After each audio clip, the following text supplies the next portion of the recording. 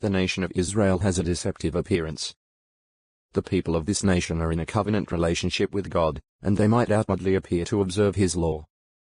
However, the nation as a whole has proved to be both lacking faith and barren of good fruitage. They even reject God's own Son.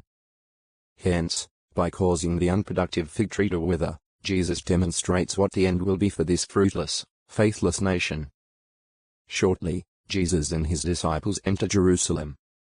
As is his custom, Jesus goes to the temple and begins teaching. The chief priests and elders of the people, likely having in mind what Jesus did the day before to the money changers, challenge him. By what authority do you do these things? Or who gave you this authority to do these things? Mark 11:28. Jesus replies, I will ask you one question. Answer me, and I will tell you by what authority I do these things. Was the baptism by John from heaven or from men? Answer me. Now his opponents are the ones being challenged. The priests and elders consult one another about how to answer. If we say, from heaven, he will say, why, then, did you not believe him? But dare we say, from men? They reason this way because they are in fear of the crowd, for these all held that John had really been a prophet. Mark 11:29-32. Those opposing Jesus cannot come up with an appropriate answer. So they reply, we do not know. Jesus, in turn, says, neither am I telling you by what authority I do these things. Mark 11:33. A fig tree is used to teach a lesson about faith. Matthew 21:19-27. Mark 11:19-33. Luke 20:1-8. 244. The withered fig tree. A lesson about faith. Jesus' authority is challenged. Why is Nisan 11 significant? Jesus teaches what lessons with the fig tree that he caused to wither. How does Jesus confound those who ask by what authority he does things?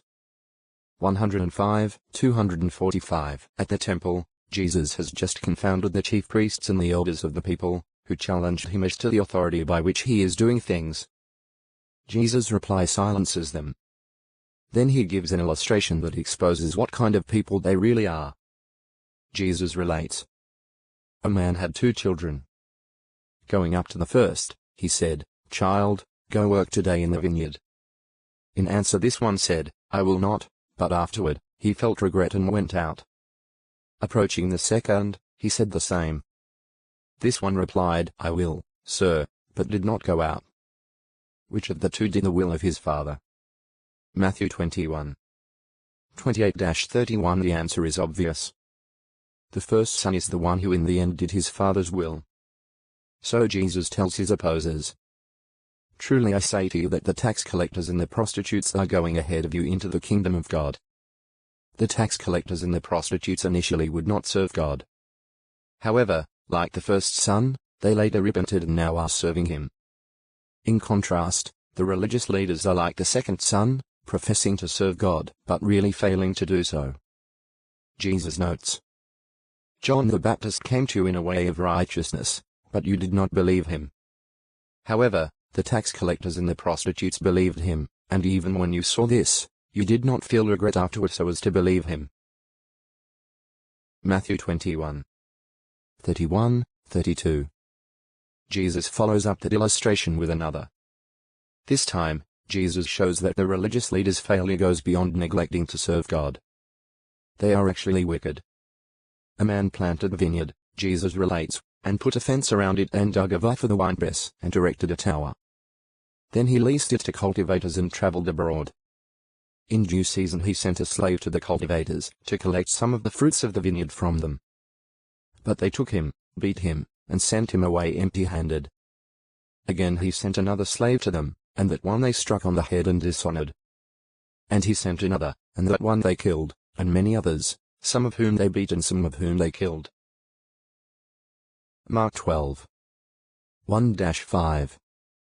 Will those hearing Jesus understand the illustration? Well, they may remember Isaiah's words of criticism. The vineyard of Jehovah of armies is the house of Israel. The men of Judah are the plantation he was fond of.